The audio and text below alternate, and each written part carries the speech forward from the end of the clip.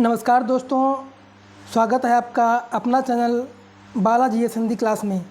तो आज के इस सेट में हम पॉलिटी के क्वेश्चनों को देखेंगे जो कि वेरी इम्पॉर्टेंट हैं।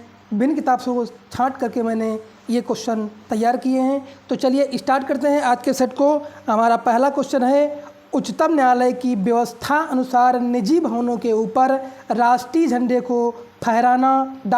के तहत हर नागरिक का मौलिक अधिकार है। तो किसके अधिकार है, कौन सा मौलिक अधिकार है दोस्तों? इसमें ऑप्शन नंबर क्या सही हो जाएगा दोस्तों? देखिए बीपीएससी में आया हुआ क्वेश्चन है, तो आपका दोस्तों उत्तर हो जाएगा प्यारे दोस्तों, आपका उत्तर सही हो जाएगा ऑप्शन नंबर बी, संविधान का अनुच्छेद 19(1)A में। ऑप्शन नंबर आपका बी सही हो जाएगा दोस्तों। चलिए अगला, स्वतंत्रता के अधिकार के भाग के रूप में निम्नलिखित में से कौन सा बिना हथियार के शांतिपूर्ण ढंग से इकट्ठा होने की स्वतंत्रता के अंतर्गत नहीं आता है? तो दोस्तों ऑप्शन नंबर क्या सही हो जाएगा दोस्तों? ऑप्शन नंबर इसमें दोस्तों क्या सही हो जाएगा, गेस करिए। ऑप्शन नंबर ए सही हो जाएगा कि बिना हथियार के शांतिपूर्ण ढंग से इकट्ठा होने की स्वतंत्रता। ये ऑप्शन नंबर ए, घेराव अफसर जो अपना कर्तव्य नहीं निभाते हैं। ऑप्शन नंबर ए सही हो जाएगा दोस्तों, ऑप्शन नंबर ए दोस्तों सही हो जाएगा। चलिए आगे बढ़ते हैं। निम्नलिखित में से किस आधार के कारण नागरिक की विचार अभिव्यक्ति की स्वतंत्रता पर प्रतिबंध नहीं लगाया जा सकता है? तो दोस्तों प्रभुसत्ता, भारत की प्रभुसत्ता पर या लोक व्यवस्था पर या न्यायपालिका का अपमान या अवांछनीय आलोचना। तो आपका ऑप्शन नंबर ई सही हो जाएगा उपयुक्त में से उपरोक्त सभी में। तो ऑप्शन नंबर ए ई सही हो जाएगा दोस्तों। चलिए आगे बढ़ते हैं। भारतीय गणराज्य के संविधान का कौन सा अनुच्छेद व्यक्ति की प्राण एवं दैहिक स्वतंत्रता के संरक्षण से संबंधित है? तो दोस्तों ऑप्शन नंबर क्या सही हो जाएगा दोस्तों? ऑप्शन नंबर क्या सही हो जाएगा दोस्तों? तो ऑप्शन नंबर बी सही हो जाएगा, जो कि प्राण एवं दैहिक स्वतंत्रता से संबंधित है। ऑप्शन नंबर बी सही हो जाएगा दोस्तों। चलिए, भारतीय संविधान के किस अनुच्छेद में विधि की समयक प्रक्रिया के सिद्धांत को शामिल किया गया है? तो दोस्तों ऑप्शन नंबर किस में शामिल किया गया है? ऑप्शन नंबर सी 21 में शामिल किया गया है। चलिए आगे बढ़ते हैं। भारतीय संविधान का कौन सा अनुच्छेद व्यक्ति के विदेश यात्रा के अधिकार को संरक्षण प्रदान करता है? तो दोस्तों गेस करिए किस में संरक्षण प्रदान करता है दोस्तों? गेस करिए। तो आपका ऑप्शन नंबर क्या हो जाएगा दोस्तों? ऑप्शन नंबर आपका सही हो जाएगा 21 का सी, ऑप्शन नंबर सही हो जाएगा प्यारे दोस्तों। चलिए आगे बढ़ते हैं। निम्नलिखित अधिकारों में से कौन सा अधिकार अनुच्छेद 19(1)D को अनुच्छेद 21 से मिलाकर पढ़ने पर प्राप्त होता है दोस्तों? तो आपका कौन सा प्राप्त होता है दोस्तों? विदेश यात्रा का अधिकार या शरण पाने का अधिकार या एकांतता का अधिकार या सूचना प्राप्त करने का अधिकार?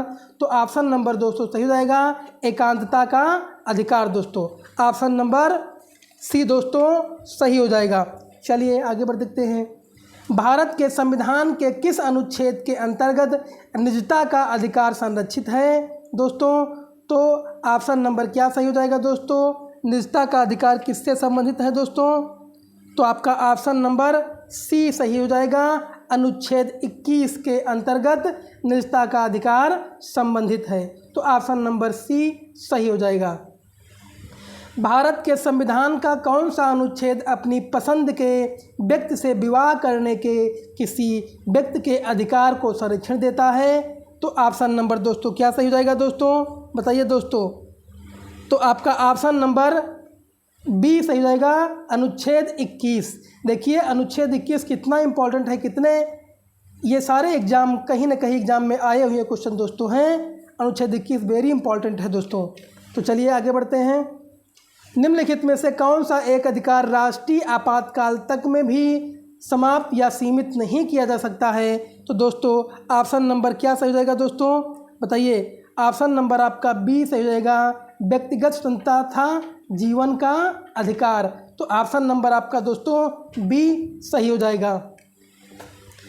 उच्चतम न्यायालय के किस मामले के निर्णय के कारण संविधान के अनुच्छेद 21 के कार्यकाल का विस्तार कर शिक्षा के अधिकार को उसमें शामिल किया गया था? तो आपका ऑप्शन नंबर दोस्तों क्या सही हो जाएगा? ऑप्शन नंबर ए उन्निकृष्णन बनाम आंध्र प्रदेश। तो ऑप्शन नंबर ए दोस्तों सही हो जाएगा।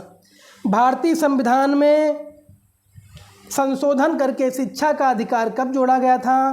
तो दोस्तों देखिए बीपीएससी में पूछा गया है आप क्वेश्चन, तो आपका ऑप्शन नंबर ए सही हो जाएगा 1 अप्रैल 2010 को।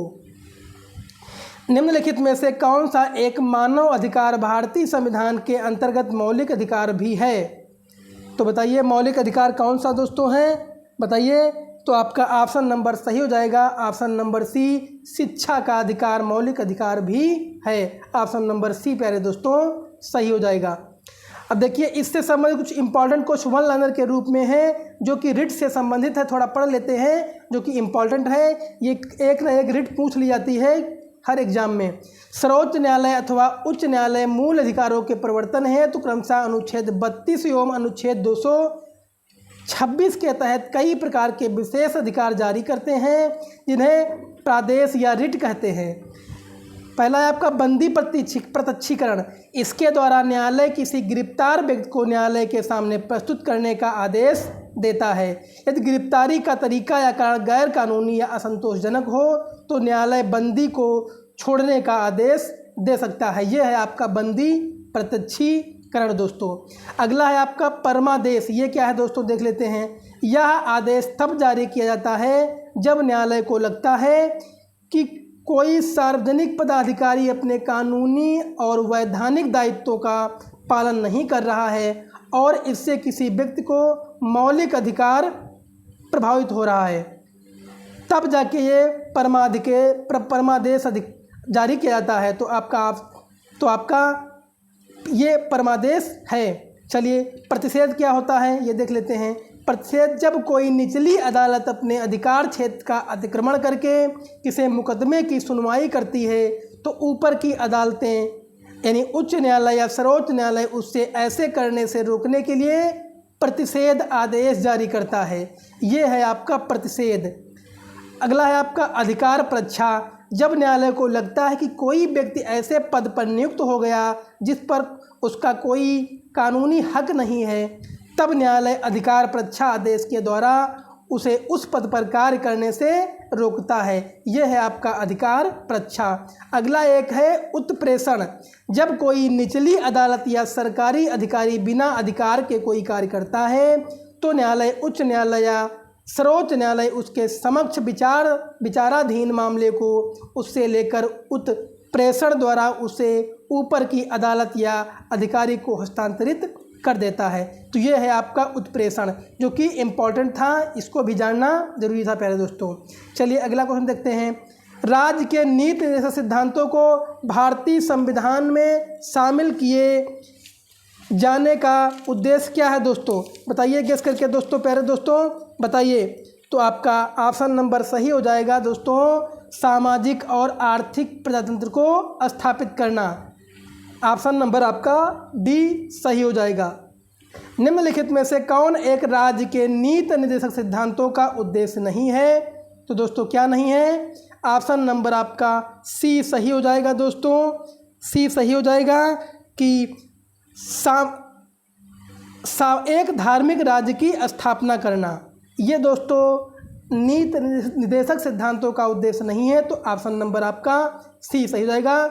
बाकी ऊपर के एक कल्याणकारी राज्य की स्थापना करना ये भी है, सामाजिक आर्थिक न्याय को सुनिश्चित करना ये भी है, एक धर्मनिरपेक्ष राज्य की स्थापना करना ये भी नीति निर्देशक सिद्धांतों का उद्देश्य है।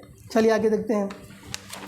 राज्य के नीति निर्देशक सिद्धांत किस प्रकार मौलिक अधिकारों से भिन्न है? तो दोस्तों किस प्रकार से भिन्न है दोस्तों? ऑप्शन नंबर गेस करिए। ऑप्शन नंबर आपका सही हो जाएगा, ऑप्शन नंबर सी सही हो जाएगा कि निदेशक सिद्धांत परिवर्तनीय नहीं है जबकि मौलिक अधिकार परिवर्तनीय है। तो ऑप्शन नंबर आपका नीति निर्देशक सिद्धांत के बारे में ऑप्शन नंबर सी सही है दोस्तों। चलिए निदेशक तत्व क्या है दोस्तों? निदेशक तत्व क्या है? वाद योग्य है या कठोर है या लचीले है? तो ये है आपका वाद योग्य है। ऑप्शन नंबर बी सही हो जाएगा दोस्तों। कल्याणकारी राज्य की संकल्पना का समावेश भारत के संविधान में है दोस्तों। तो बताइए इसका ऑप्शन नंबर क्या सही हो जाएगा दोस्तों? बताइए तो आपका ऑप्शन नंबर क्या सही हो जाएगा प्यारे दोस्तों? गेस करिए कल्याणकारी राज्य का। तो ऑप्शन नंबर प्यारे दोस्तों क्या सही है? राज्य के नीति निर्देशक तत्वों में ऑप्शन नंबर ए सही हो जाएगा दोस्तों। चलिए, संविधान का कौन सा भाग कल्याणकारी राज्य का आदर्श घोषित करता है? तो दोस्तों ऑप्शन नंबर आपका सही हो जाएगा, राज्य के नीति निर्देशक तत्व। तो ऑप्शन नंबर आपका डी सही हो जाएगा। अब देखिए कुछ इससे संबंधित क्वेश्चनों को देख लेते हैं। भारतीय संविधान के भाग 4 अनुच्छेद 36-51 के तहत राज्य की नीति के निर्देशक तत्वों का प्रावधान किया गया है। भारतीय संविधान में नीति निर्देशक तत्व आयरलैंड के संविधान से प्रेरित है। नीति निर्देशक तत्वों की प्रकृति अनुच्छेद 37 से स्पष्ट होती है। इसके मुख्य पक्ष निम्नलिखित हैं। नीति निर्देशक तत्वों के उपबंध न्यायालयों द्वारा लागू नहीं हैं, यद्यपि इसके सिद्धांत देश के संचालन में मूलभूत हैं तथा राज्य का यह कर्तव्य है कि वह इन सिद्धांतों का कानून बनाकर लागू करें। अनुच्छेद 38 के अनुसार राज्य लोक कल्याण के अभिवृद्धि के लिए सामाजिक व्यवस्था बनाएगा। ये इम्पॉर्टेंट क्वेश्चन थे, इनको जानना आपके लिए ज़रूरी था। तो दोस्तों आज के सेट में हम इतना ही रखेंगे। अगर वीडियो अच्छा लगा हो तो लाइक करिए, कमेंट करिए और अपने सारे ग्रुपों में शेयर कर दीजिए। धन्यवाद। जय भारत।